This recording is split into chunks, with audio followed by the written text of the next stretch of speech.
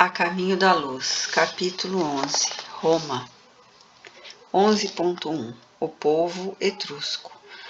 Reconhecendo as dedicações ao trabalho por parte de todos os espíritos que se haviam localizado na Itália primitiva, então dividida em duas partes importantes, que eram a Gália Cisalpina e a Magna Grécia, ao norte e ao sul da península, os prepostos auxiliares de Jesus projetam a fundação de Roma, que se ergueu rapidamente, coroada de lendas numerosas para desempenhar tão grande papel na evolução do mundo. A esse tempo, o Vale do Pó era habitado pelos etruscos, que se viam humilhados pelas constantes invasões dos gauleses. De todos os elementos que formaram os ascendentes da Itália moderna, eram eles dos mais esforçados, operosos e inteligentes. Nas regiões da Toscana, possuíam largas indústrias de metais, marinha notável, destacado progresso no amanhado da terra e, sobretudo, sentimentos envolvidos que os faziam diferentes das coletividades mais próximas. Acreditavam na sobrevivência e ofereciam sacrifício às almas dos mortos, venerando os deuses cujas disposições em cada dia presumiam conhecer através dos fenômenos comuns da natureza. Atormentados e desgostosos em face das lutas reiteradas com os gauleses, os etruscos decidiram tentar vida nova e, guiados indiretamente pelos mensageiros do invisível, grande parte resolveu fixar-se na Roma do porvir, que então nada mais era que um agrupamento de cabanas humildes e desprotegidas. 11.2 Primórdios de Roma. Defendida naturalmente pelo adensamento constante de população, a cidade mergulhou as suas origens numa corrente profunda de histórias interessantes e maravilhosas, onde as figuras de Enéas, de Réa Sílvia, de Rômulo e Remo assumiram um papel saliente e singularíssimo. A verdade, porém, é que os etruscos, em grande maioria, edificaram as primeiras organizações da cidade, fundando escolas de trabalho, transportando para aí as experiências mais valiosas dos outros povos, criando uma nova terra, com seu esforço enérgico e decidido. Lá encontraram eles as tribos latinas raminenses, titienses e lúceres, congregadas para a edificação comum, das quais assumiram a direção por largos anos, construindo os alicerces das realizações futuras. Quando Rômulo chegou, seus olhos já contemplaram uma cidade próspera e trabalhadora, onde fez valer a sua enérgica inteligência. Mas não faltou à posteridade o gosto de tecer-lhe uma coroa lendária e fantasiosa, chegando-se a afirmar que sua figura fora arrebatada no carro dos deuses com destino ao céu. 11.3 Influências decisivas. Desnecessária será a autópsia da história nos seus pontos mais divulgados e conhecidos, quando o nosso único propósito é esclarecer o entendimento do leitor quanto à direção do planeta, que se conserva de fato no mundo espiritual, de onde o Cristo vela incessantemente pelo orbe e pelos seus destinos. Todavia, para fundamentar nossa asserção acerca das influências etruscas nos primórdios de Roma, somos levados a recordar a figura de Tarquínio Prisco, filho de Etrúria, que trouxe à cidade grandes reformas e inúmeras inovações em todos os departamentos da sua consolidação e do seu progresso, lembrando, entre as suas muitas inovações, a construção da Cloaca Máxima e do Capitólio. Seu sucessor, Sérvio Túlio, era igualmente da sua família.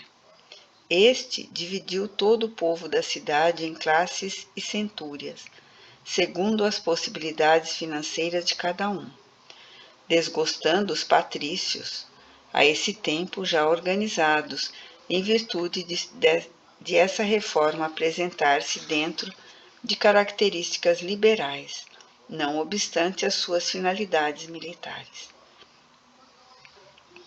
Onde, porém, mais se evidenciam as influências etruscas nas organizações romanas é justamente na alma popular, devotada aos gênios, aos deuses, às superstições de toda espécie, que seriam multiplicadas em seus contatos com a Grécia. Cada família, como cada lar, possuía o seu gênio invisível e amigo, e na sociedade alastravam-se as comunidades religiosas, culminando no Colégio dos Pontífices, cuja fundação remonta ao passado longínquo da cidade. Esse colégio foi depois substituído pelo Pontífice Máximo, chefe supremo das correntes religiosas, do qual os bispos romanos iam extrair mais tarde o Vaticano e o Papado dos tempos modernos. Os romanos, ao contrário dos atenienses, não procuravam muitas indagações transcendentes em matéria religiosa ou filosófica, atendendo somente aos problemas do culto externo, sem muitas argumentações com a lógica. E foi por isso que, com a evolução da cidade, o Panteão, seu templo mais aristocrático, chegou a possuir mais de 30.000 deuses. 11.4 Os patrícios e os plebeus. Depois dos últimos Tarquínios, que procuraram intensificar os poderes militares da realeza, proclama-se a República, que fica governada por 2 magistrados patrícios, assistidos pelo Senado. Grandes medidas são executadas para consolidar a supremacia romana, mas as classes pobres oprimidas pelas mais ricas, que gozavam de todos os direitos, revoltam-se em face da penosa situação em que as colocavam as possibilidades da ditadura preconizada pelos senadores, em casos especiais com poderes soberanos e amplos em todas as questões da vida e morte de cada um. Inspirados pelas forças espirituais que o assistiam, os plebeus em massa abandonaram a cidade, retirando-se para o monte sagrado. Mas os patrícios, examinando a gravidade daquela atitude extrema, lhes enviam Menênio, Agripa, cuja palavra se desincumbe com felicidade da diligência que lhe fora cometida, contando aos rebeldes o apólogo dos membros e do estômago, que constituem no mecanismo de sua harmonia o perfeito organismo de um corpo. A plebe concorda em regressar à cidade, embora impondo condições quase que irrestritamente aceitas.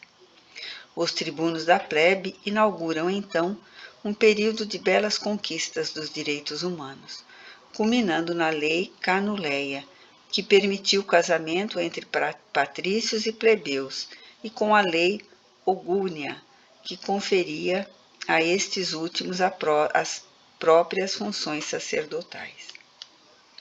11.5 A família romana. Muito poderíamos comentar à margem da história, mas outros são os nossos fins, considerando-nos o dever de salientar aqui as sagradas virtudes romanas, na instituição do colégio da família, em muitas circunstâncias superior ao da própria Grécia, cheia de sabedoria e beleza. A família romana, em suas tradições gloriosas, esta constituída no mais sublime respeito às virtudes heróicas da mulher e na perfeita compreensão dos deveres do homem ante os seus sucessores e os seus antepassados. Lembrando-nos de Roma, no seu áureo período de trabalho, enche-nos o olhar de lágrimas amargas. Que gênio maldito imiscui-se nessa organização sublimada em seus mais íntimos fundamentos, devorando-lhe as esperanças mais nobres, corrompendo-lhe os sentimentos, relaxando-lhe as energias? Que força devastadora derrubou todas as suas estátuas gloriosas de virtude? Debalde, a mão misericordiosa de Jesus desceu sobre a sua fronte, levantando-a de quedas tenebrosas antes dos tristes espetáculos do seu arrasamento. Os abusos de poder e de liberdade dos seus habitantes fizeram do ninho do amor e do trabalho um amontoado de ruinarias, afundando-o no mar de lodo sanguinolento. 11.6 As guerras e a maioridade terrestre. Em breve, porém, a família romana, cheia das tradições de generosa beleza, foi dilacerada pelos gênios militares e pelos espíritos guerreiros. O progresso incessante da cidade formava a tendência geral ao expansionismo em todos os domínios. Entretanto, os pródromos do direito romano e a organização da família assinalavam o período da maioridade terrestre. O homem, com semelhantes conquistas, estava a desferir o voo para as mais altas esferas espirituais. As legiões magnânimas do Cristo aprestam-se para as últimas preparações de seus gloriosos caminhos na face do mundo. O Evangelho deveria chegar com a mensagem eterna do amor, da luz e da verdade para todos os seres. Todavia, a liberdade pessoal e coletiva é respeitada pelo plano invisível, e Roma não se mostra digna das numerosas dádivas recebidas. Em vez de estender os seus laços pela educação e pela concórdia, deixa prender-se por uma legião de espíritos agressivos e ambiciosos, alargando a sua influência pelo mundo com as balistas e catapultas dos seus guerreiros. Depois das conquistas da península, empreende a conquista do mundo, com as guerras púnicas, terminando por submeter todo o Oriente, onde também se encontrava a Grécia esgotada e vencida. Os enviados do Cristo harmonizam esses terríveis movimentos no instituto das provações necessárias aos indivíduos e aos seus agrupamentos. Todavia, a realidade é que Roma assumia igualmente as mais pesadas responsabilidades e os mais penosos débitos diante da justiça divina. Suas águias vitoriosas cruzam então todos os mares. O Mediterrâneo é propriedade sua e o Império Romano é o império do homem, ouvindo-se a voz diretora de um só homem para quase todas as regiões povoadas da terra. 11.7 Nas vésperas do Senhor. As forças do invisível, porém, não descansaram. Muitas lágrimas foram vertidas no alto em vista de tão nefastos acontecimentos. O Cristo reúne as assembleias de seus emissários. A terra não podia perder a sua posição espiritual depois das conquistas da sabedoria ateniense e da família romana. É então que se movimentam as entidades angélicas do sistema nas proximidades da terra, adotando providências de vasta e generosa importância. A lição do Salvador deveria agora resplandecer para os homens, controlando-lhes a liberdade com a exemplificação perfeita do amor. Todas as providências são levadas a efeito. Escolhem-se os instrutores, os precursores imediatos, os auxiliares divinos. Uma atividade única registra-se então nas esferas mais próximas do planeta. E quando reinava Augusto, na sede do governo do mundo, viu-se uma noite cheia de luzes e de estrelas maravilhosas. Harmonias divinas cantavam um hino de sublimadas esperanças no coração dos homens e da natureza. A manjedoura é o teatro de todas as glorificações da luz e da humildade, e enquanto alvorecia uma nova era para o globo terrestre, nunca mais se esqueceria o Natal, a noite silenciosa Noite Santa.